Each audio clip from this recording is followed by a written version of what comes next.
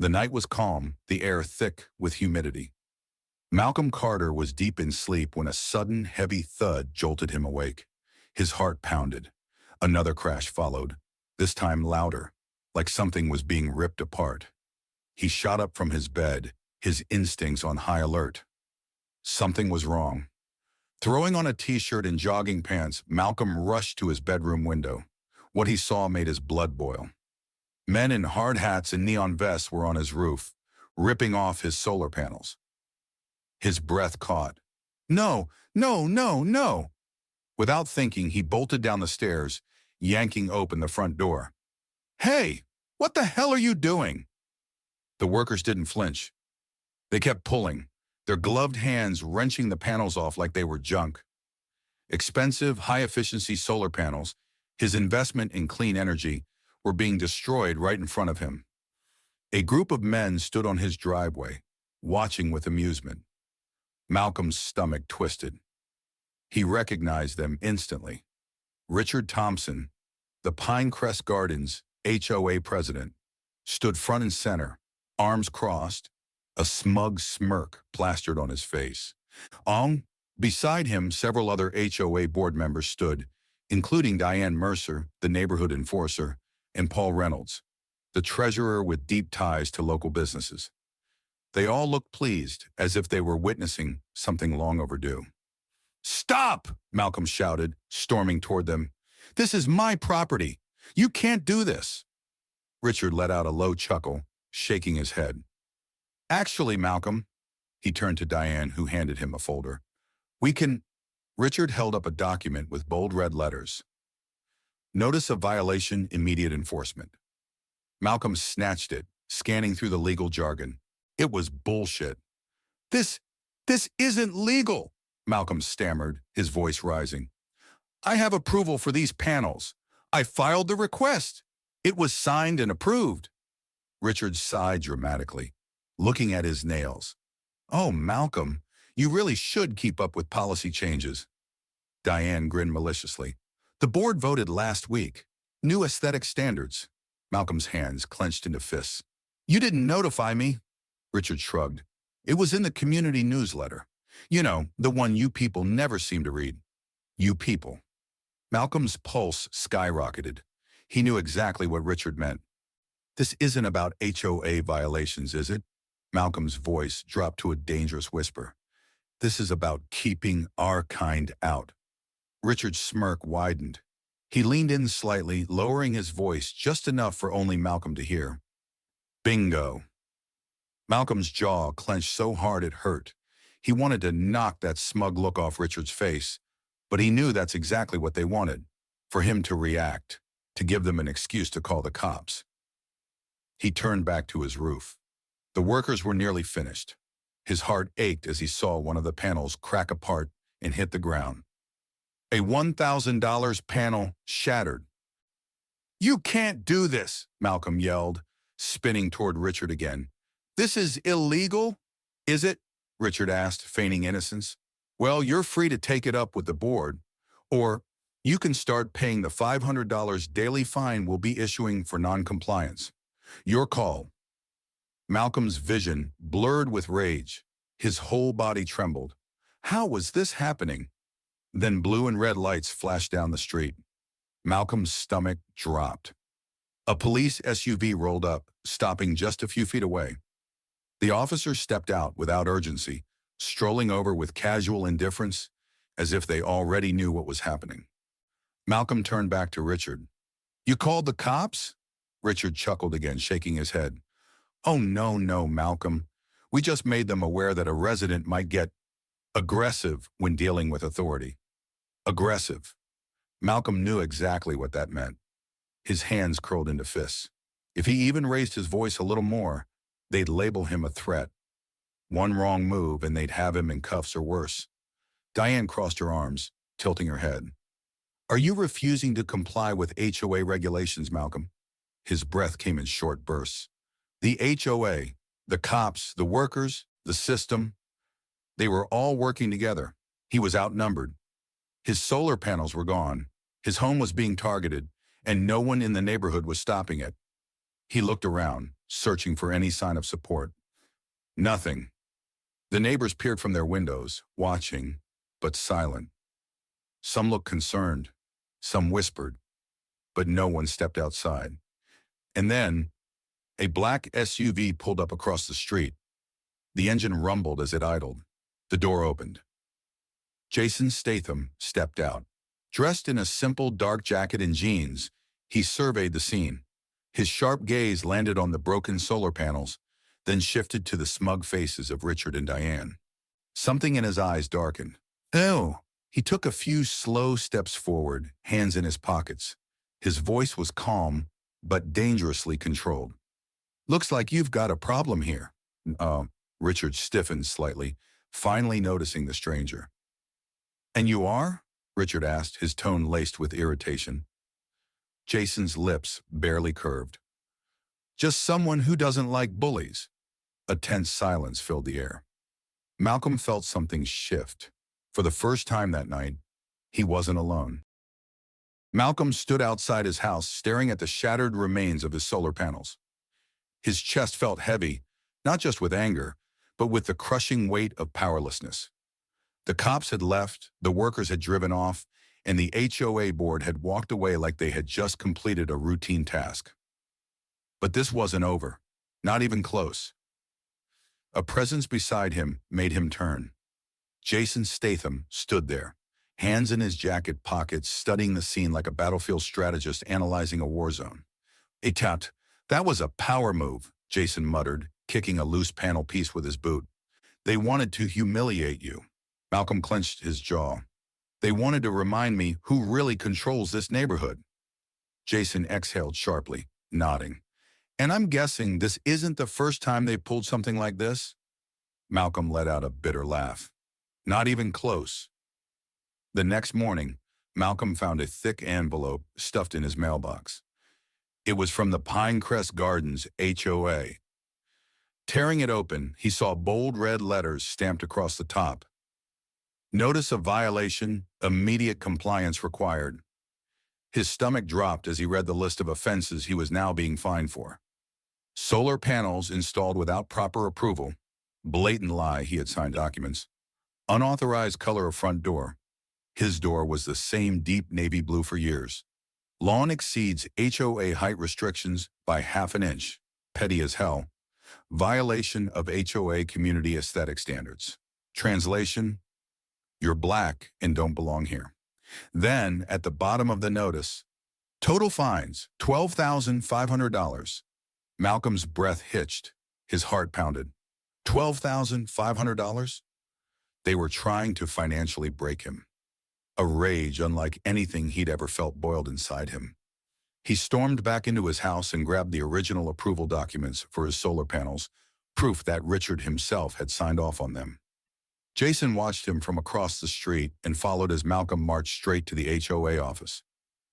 The HOA office was small, sleek, and filled with fake smiles from the receptionist.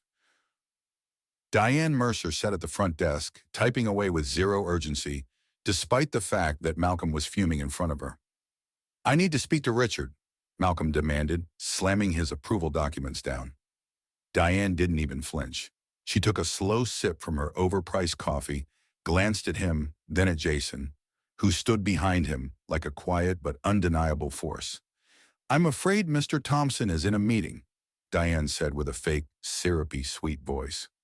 Bullshit, Malcolm snapped. I have proof that these fines are fraudulent, and I'm not leaving until I talk to him. A deep voice came from behind them. That won't be necessary. Malcolm turned to see Richard Thompson standing in the doorway of his office, flanked by 2 other board members. Richard smirked. Malcolm, if you're here to dispute the fines, I'm afraid you're wasting your time. You signed these yourself, Malcolm snarled, shoving the approval form toward him. Richard barely glanced at it before sighing. That form is outdated. The board has since updated our community aesthetic policies. Your installation no longer complies. Malcolm's fists curled at his sides. This is fraud. This is governance, Richard corrected, voice cold. You agreed to our community guidelines when you moved in, didn't you? Jason, who had been watching silently, finally stepped forward. His voice was calm but deadly. "This isn't about rules, is it?" Jason said. "This is about control." Richard's smirk faltered for half a second. "And who exactly are you?" Jason's lips twitched. "Just someone who doesn't like seeing people get bullied." The room suddenly felt smaller. Even Diane shifted uncomfortably in her chair. Malcolm took the opportunity to push forward. "This isn't just about my solar panels, is it? It's about who you want in this neighborhood and who you don't." Richard's grin returned. "Bingo!" Malcolm's blood ran hot. Jason stepped in closer, lowering his voice. "Let me give you a little advice, mate. People like you push too hard, you get pushed back." Richard stared him down, trying to assess the danger. He must have sensed it, because after a few tense seconds, he simply said, "Good luck with that," and walked away. That night, Malcolm sat on his porch, shoulders tight with frustration. Jason sat beside him, sipping a beer. "You're not alone in this," Jason said finally. Malcolm shook his head. "Feels like it." Jason nodded toward the street. "Then why's your neighbor watching us, like she wants to say something?" Malcolm turned and saw Mrs. Jenkins, a quiet, elderly black woman who had lived in Pinecrest Gardens for over 20 years. "She tried to install solar panels last year," Malcolm muttered. "HOA shot her down." Jason raised an eyebrow. "We should talk to her." And they did. Then they talked to Marcus, the guy 2 houses down, who was denied new energy-efficient windows. Then the Patel family, who got fined for parking in their own driveway. And by the end of the night, Malcolm realized something terrifying. This wasn't just about him. The HOA had been targeting Black, immigrant, and minority homeowners for years, using fake violations, forcing them to sell, and keeping the neighborhood clean. And then came the real bombshell. Marcus, the neighbor, pulled Malcolm and Jason aside. "You ever hear of Horizon Energy?" Malcolm frowned. "No. Why?" Marcus handed him a printed email exchange between Richard and a corporate executive. Horizon Energy was a multi-million-dollar power company. And Richard? He was working with them to block all renewable energy installations in the neighborhood because Horizon wanted people dependent on their expensive electricity. Jason let out a low whistle. Well, this just got a lot bigger." Malcolm stared at the papers, heart racing. He wasn't just fighting against HOA rules anymore. He was fighting a system designed to keep Black homeowners powerless. And now, it was time to fight back. Malcolm stepped out of his house early in the morning, still processing everything from last night. The exposed conspiracy between the HOA and Horizon Energy had changed everything. But nothing prepared him for what he saw next. His garage door was covered in red spray paint. "Go back where you belong." Malcolm's chest tightened. His fingers curled into fists as his heart pounded like a drum. He heard a sharp inhale behind him. Jason Statham had just walked up, holding a fresh cup of coffee. His expression darkened as he saw the slur. "Subtle," Jason muttered. Malcolm's jaw clenched. He could feel rage boiling inside him, but he took a deep breath, controlling it. That's what they wanted. Across the street, Diane Mercer stood on her porch, arms crossed, watching with amusement. "You should call the HOA," she called out mockingly. "Oh, wait, that's us." Jason took a step forward, but Malcolm put a hand on his chest. "Nah, not here. Not now." Jason exhaled sharply but nodded. Instead, Malcolm pulled out his phone and took pictures. If they thought intimidation would make him back down, they were dead wrong. Later that afternoon, Malcolm sat at his kitchen table, reviewing legal paperwork. They needed to take this to court. Bang, bang, bang! A loud knock at the door made him freeze. Jason, who had been sitting across from him, put his coffee down and stood up slowly. "You expecting company?" Jason asked. Malcolm shook his head. Something felt off. He moved to the door, hesitated, then looked through the peephole. 2 men in police uniforms stood outside. His stomach twisted. He unlocked the door just slightly and kept the chain latched. "Can I help you?" The taller officer, pale with a sharp jawline, flashed a badge too quickly for Malcolm to read. Mr. Carter, we've received reports of a disturbance at this residence. Need you to step outside for questioning. Jason, standing just behind Malcolm, narrowed his eyes. A disturbance? Malcolm repeated. I haven't called anyone. Who filed the complaint? The officer didn't answer. Step outside, sir, now. Malcolm's pulse quickened. Something wasn't right. Jason moved fast. He yanked the door wider and snatched the badge out of the officer's hand before he could react. The second officer stiffened. Jason examined the badge, then let out a low, humorless chuckle. Nice print job, he said, flipping it over. Wrong state seal, though. Bit sloppy, don't you think? The fake cop's face darkened. Sir, the taller one snapped, reaching for his belt. Step outside, now. Jason moved before anyone could blink. In a single, fluid motion, he grabbed the guy's wrist, twisted it behind his back, and slammed him against the wall. Malcolm jumped back, his heart racing. The second fake cop reached for something, maybe a weapon, but Jason shot him a deadly glare. Go ahead, Jason said calmly. Try me. The man hesitated. He knew. Jason reached into the first guy's pocket, pulled out an ID card, not a police credential. Private security, Jason muttered. Figures. Diane Mercer appeared down the street, watching from her front yard with a smirk. She had sent them. Jason released the guy, shoving him back. Get lost, he growled. The two fake cops didn't need to be told twice. They walked off without another word. Jason turned to Malcolm. They're escalating. Malcolm exhaled, shaking his head. So do we. That night, Malcolm met with a growing group of black homeowners in his backyard. People who had been scared before were finally speaking out. They've been hitting me with violation notices for years, an elderly woman, Mrs. Jenkins, said. But I couldn't afford to fight back alone. They threatened my wife when we tried to sell, another man, Marcus added. Jason stood at the back, arms crossed, listening carefully. Malcolm nodded. They want to break us, to force us out one by one. We don't have money for lawyers, someone pointed out. Jason finally spoke. You don't need money, you need numbers. He gestured to the crowd. Individually, they can pick you off, but together, you make it impossible for them to silence you. Malcolm's mind was racing. There was a way to fight back. We document everything, Malcolm said. The vandalism, the fake cops, the illegal fines. We go public. Make this too big to ignore. Murmurs of agreement spread through the crowd. HOA isn't just harassing you, Jason added. They're running a racket, and if we prove it, we burn them to the ground. The very next morning, letters started appearing in mailboxes. Urgent HOA offer. Sell your home for immediate cash. The letters were specifically sent to black homeowners. The message was clear. Take the money and leave, or keep fighting and suffer.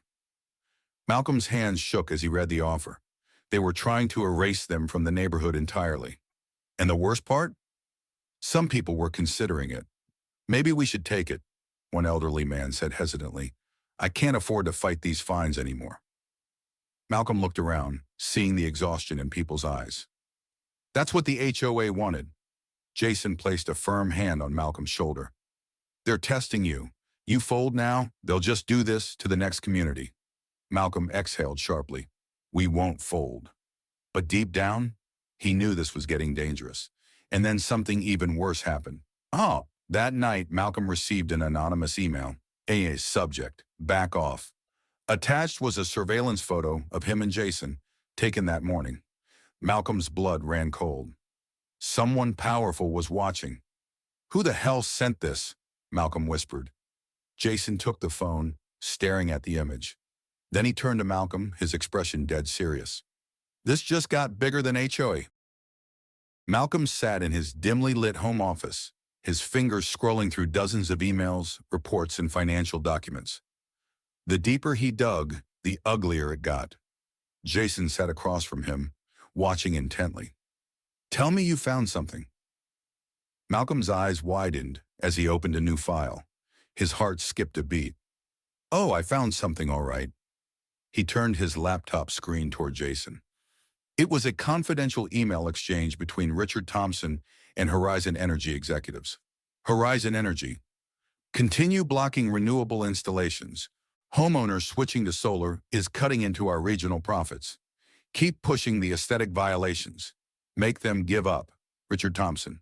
Understood. Also, our consulting fees are overdue. The board expects prompt payment this quarter. Horizon Energy. Payments sent. Your association will be taken care of as long as the numbers stay low. Jason exhaled sharply. These bastards aren't just corrupt. They're getting paid to keep black homeowners dependent on expensive power bills. Malcolm shook his head in disgust. And every violation they hit us with? That's just them making sure we don't have a choice. Jason's jaw tightened. This is fraud. This is discrimination. This is criminal. Malcolm leaned back in his chair. And now we have proof. They had everything they needed to take down the HOA. Or so they thought. Because the HOA, they weren't going down without a fight. The next morning, Malcolm woke up to something far worse than a vandalized garage. Police cars outside his house. His stomach dropped. No, no, no, no. Jason, who had been crashing on his couch, was already on his feet. Something's wrong, Jason muttered. Before Malcolm could even react, there was a loud knock at the door. Bang! Bang! Bang! Mr. Carter! This is the police! Open up! Malcolm swallowed hard and opened the door. Two uniformed officers stood on his porch, along with Richard Thompson and Diane Mercer smirking in the background. "No, Mr. Carter," one of the officers said, voice stone cold. "We have a warrant for your arrest." Malcolm's blood ran cold. "What?"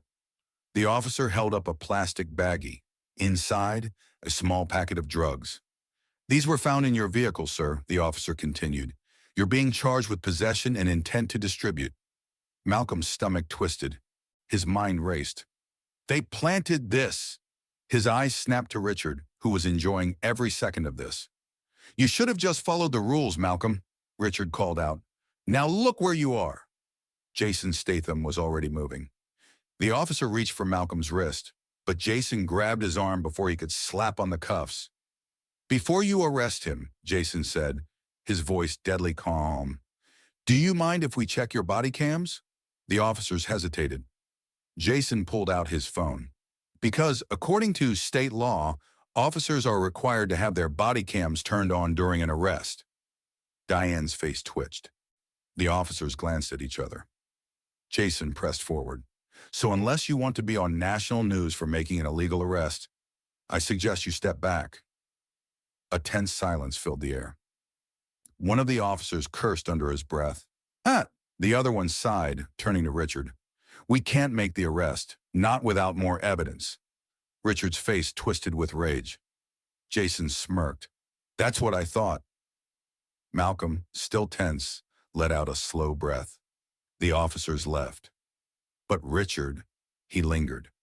"Enjoy your little victory," Richard whispered, stepping closer. "You can't win this fight. We own the system." Jason watched him walk away, jaw tight. Then he turned to Malcolm. "They just made a mistake." Malcolm frowned. "What?" Jason smirked. "They got desperate, and now we're going to make them regret it." Jason had connections. Within an hour, they had a full-blown media plan.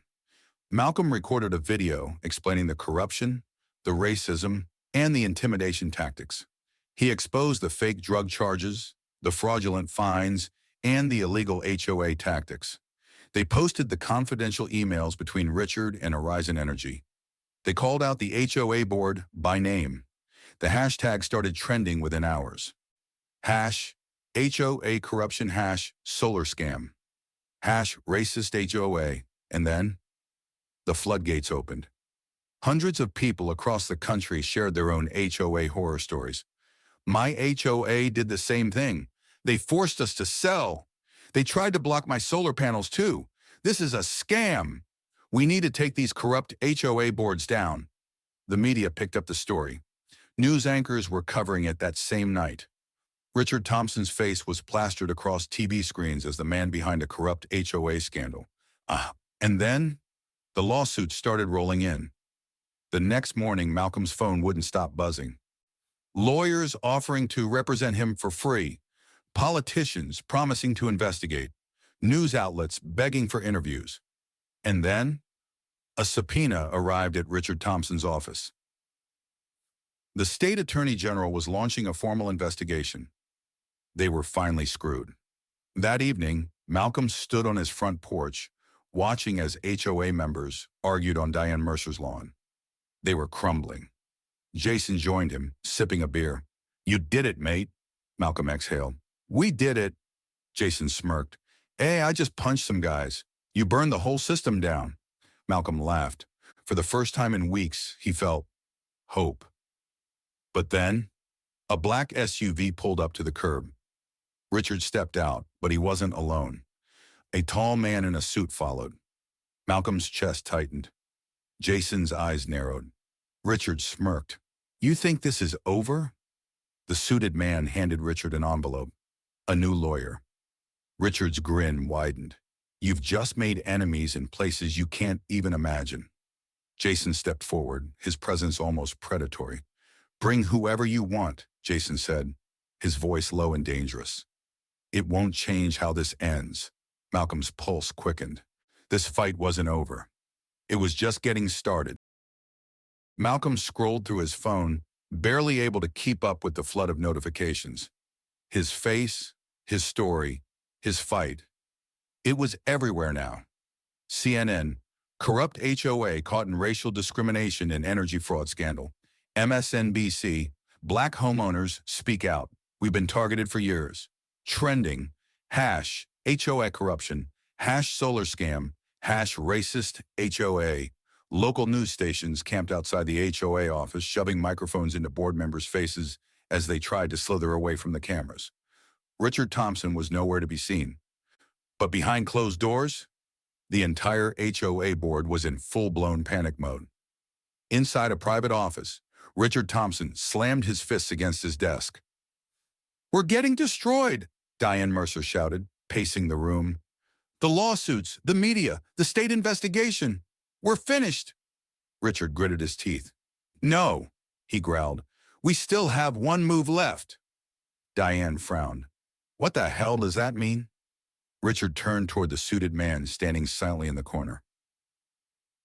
"Horizon Energy's corporate fixer. We need to send a message," Richard said coldly. "Make them scared." The suited man nodded. And that night, fire came to Malcolm's home. Malcolm was asleep when he smelled it. Smoke. His eyes snapped open. An eerie orange glow flickered through his bedroom window. His heart slammed into his chest. Fire. He rushed to the back door, yanking it open, and his stomach dropped. His backyard was in flames. The wooden fence, the shed, part of his deck, engulfed. Glass shattered. His neighbors' voices screamed in the distance. Malcolm's pulse exploded. This wasn't an accident. This was a warning. And then, out of the corner of his eye, a dark figure running down the street. Malcolm took off after him.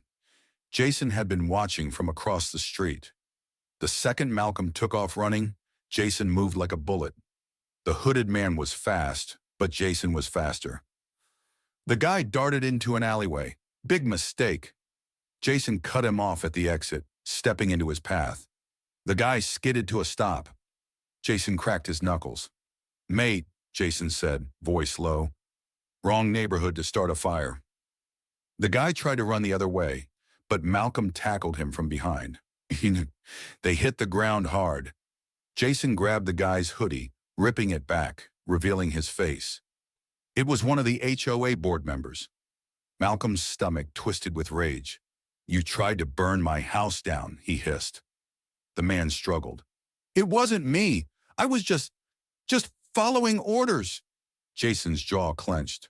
"Whose orders?" The man swallowed hard. "Richard. It was Richard."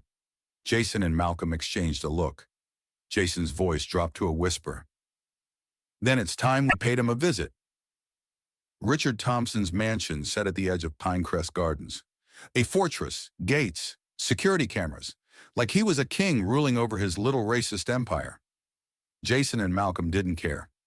They walked right up to his front door. Jason pounded his fist against it. Bang, bang, bang. Seconds later, the door swung open, Richard standing there in a robe, drink in hand. For the first time since this started, he didn't look smug. He looked nervous. "What do you want?" Richard said coldly. Jason stepped inside, uninvited. Richard tried to stop him, but Jason grabbed him by the collar, slamming him against the wall. Malcolm walked in, shutting the door behind them. "Your guy set fire to my house," Malcolm said, voice shaking with fury. Richard tried to laugh. "You can't prove that." Jason leaned in, his voice deadly. "We caught him," Jason said. "And guess what? He ratted you out." Richard's face paled. Malcolm stepped forward. "Here's what's going to happen," he said. "You're going to resign from the HOA. You're going to tell the state everything, and you're going to return every dollar you stole." Richard scoffed.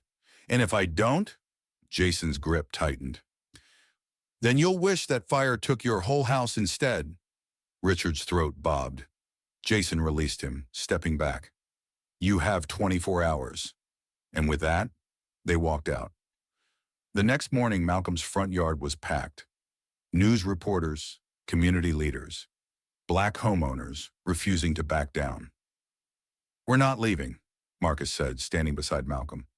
Mrs. Jenkins nodded. "This is our neighborhood." Jason smirked. "Then it's time we take it back." By the afternoon, Richard Thompson was forced to step down. The HOA board was disbanded. The state investigation had expanded to include multiple HOAs.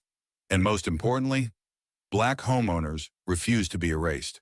They weren't just fighting back, they were winning. The next morning, Malcolm's front yard was packed. News reporters, community leaders, black homeowners refusing to back down. "We're not leaving," Marcus said, standing beside Malcolm. Mrs. Jenkins nodded. "This is our neighborhood."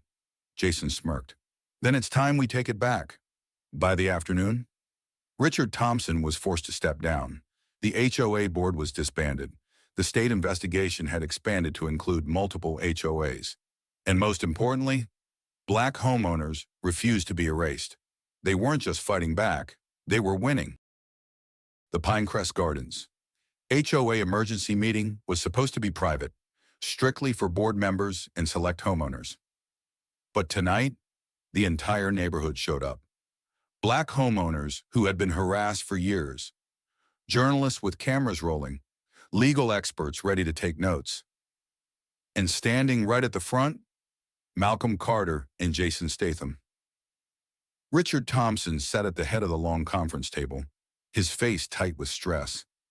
Diane Mercer and the remaining board members sat beside him, whispering nervously.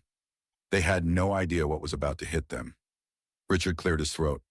"This meeting is for HOA members only." Jason stepped forward, cutting him off. "Shut up and sit down, mate," Jason said, his voice calm but lethal. Richard froze. Jason turned to the crowd. "You all want to know the truth, yeah?" Jason said, his voice booming across the room. "Well, let's start with the millions of dollars this HOA has stolen from you." Gasps filled the room.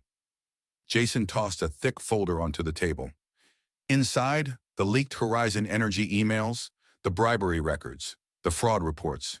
Malcolm stepped up next to Jason, his voice steady. "For years, you've been punishing black homeowners," Malcolm said, his eyes locked onto Richard's, "pretending it's about aesthetic violations, when really it was about keeping us out." Richard opened his mouth to speak. Jason slammed his fist onto the table. Bang! "You don't talk now," Jason growled. "You listen." A journalist stood up in the back. "Oh, Mr. Thompson," she called out, camera lights flashing. "How do you explain these documents?" She held up the Horizon Energy emails, now displayed on a large screen. Richard went pale. This is nonsense," Richard stammered. "These documents are—" "They're verified," Jason interrupted. He turned to the crowd. "This whole scam was built to keep black homeowners under their control. The fines, the rules, the intimidation. It was never about the neighborhood. It was about profit. More murmurs rippled through the crowd. A few white neighbors who had sided with Richard began inching toward the door. Jason pointed at them. And these cowards? The ones sneaking away now? They knew too. The entire room turned toward them. One of them, Paul Reynolds, the HOA treasurer, held up his hands. I didn't know the full extent of it, Paul stammered. I was just following orders, Jason snorted. Just following orders. Where have I heard that one before? Malcolm's voice cut through the noise. You didn't care when black families were forced out. You didn't care when you saw people struggling with thousands of dollars in fines. You only care now because you got caught. Paul's face burned with shame. The doors suddenly swung open. Uniformed officers entered the room. The crowd fell silent. The lead detective pulled out a warrant. Richard Thompson, the officer announced. Diane Mercer, Paul Reynolds. You are under arrest for conspiracy to commit fraud, bribery, and racial discrimination. The entire room erupted in gasps.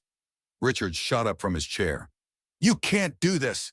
I built this neighborhood. Jason smirked. And now you can run it from your prison cell. Diane Mercer screamed as officers grabbed her wrists, cuffing her hands behind her back. This is illegal. We are the law, she shrieked. No, Malcolm said, stepping forward. Not anymore. Click. The handcuffs snapped shut. The cameras captured everything. Just when things couldn't get worse for the HOA, a breaking news alert flashed on everyone's phone. Horizon Energy executives under investigation for bribery and corruption. The crowd gasped. Malcolm's eyes widened. He looked at Jason, who just smirked. Seems our little video went viral, Jason said. As the cops dragged Richard and Diane out, one journalist rushed up to Malcolm. Mr. Carter, how do you feel knowing your fight has sparked a national investigation? Malcolm took a deep breath. Then he turned to his neighbors, the people who stood up against corruption, the people who refused to be erased. We did this, Malcolm said, voice steady. Not me, us. The crowd erupted into cheers. Days later, Malcolm stood in his driveway, watching as workers installed new solar panels on his roof. This time, no one could stop him. Across the street, Marcus stood on his lawn, grinning. They just approved my solar panels, too. Mrs. Jenkins stepped onto her porch. Mine, too. All around the neighborhood, black homeowners were finally reclaiming their power. Jason walked up beside Malcolm, hands in his pockets. You happy? Jason asked. Malcolm smiled. Yeah, I am. Jason nodded. Good, because I just got off the phone with a lawyer. Turns out we might be able to get some of those families who were forced to sell back in. Malcolm's eyes widened. You serious? Jason smirked. I never joke about revenge, mate. Malcolm chuckled. Then let's finish what we started. Jason clapped him on the back. That's what I like to hear. And as the sun set over Pinecrest Gardens, it was no longer a neighborhood built on fear. It was a community rebuilt on justice. 2 weeks after the fall of the Pinecrest Gardens HOA, the neighborhood felt different. For the first time in years, there was no fear, no random fines, no threatening letters. The biggest change? New homeowners. Black families who had been forced to sell were coming back. New black homeowners were moving in, free from HOA harassment. Community meetings were now about growth, not control. Malcolm stood on his porch, watching as a moving truck pulled up across the street. A young black couple stepped out, smiling as they looked at their new home. Malcolm's heart swelled. This is what they fought for. At the first public HOA meeting under new leadership, Malcolm took a seat in the crowd. At the front of the room, Marcus and Mrs. Jenkins sat at the head of the table. The new HOA president, Mrs. Jenkins. The new treasurer, Marcus. Every position was filled with people who actually cared about the community. Malcolm watched as the new HOA officially overturned every racist policy put in place by Richard's regime. All fraudulent fines erased, all illegal home sales under review for possible reversal. All homeowners given equal rights, regardless of race. The room erupted into cheers. It wasn't just a victory. It was a new beginning. Malcolm caught Jason leaning against the back wall, arms crossed, watching everything unfold. He wasn't smiling, but his eyes held satisfaction. That evening, Malcolm stood outside his house watching the sunset. Jason stepped up beside him, hands in his pockets. "Looks like you don't need me anymore," Jason said. Malcolm chuckled. "You sure about that?" Jason smirked. "I've done my part. You lot have it from here, remember?" Malcolm turned to him, his expression turning serious. "Why'd you even help me?" Malcolm asked. Jason was quiet for a long moment. Then he spoke, his voice calm but heavy. "Because I've seen what happens when no one fights back," Jason said, "and I don't like bullies." Malcolm nodded slowly. Jason reached out his hand. Malcolm shook it firmly. "Keep fighting," Jason said. His newly installed solar panels. They gleamed under the moonlight, a symbol of everything they had fought for. This wasn't just about energy. It was about power. Power over his own home. Power over his own future. Power over a system that tried to erase him. Malcolm took a deep breath, feeling something he hadn't felt in a long time. Peace. But just as he was about to go inside, somewhere in a dark, cold prison cell, Richard Thompson sat alone. His hands were cuffed. His suit was gone, replaced with an orange jumpsuit. He had lost everything. But then, his cell phone rang. Richard's eyes flickered with confusion. He wasn't supposed to have a phone. He hesitated, then picked it up. A deep, distorted voice came through the line. "You played the game, and you lost." Richard's blood ran cold. "Who is this?" he whispered. The voice chuckled darkly. "This isn't over yet." The call cut off. Richard sat in stunned silence. Then slowly, a twisted grin spread across his face.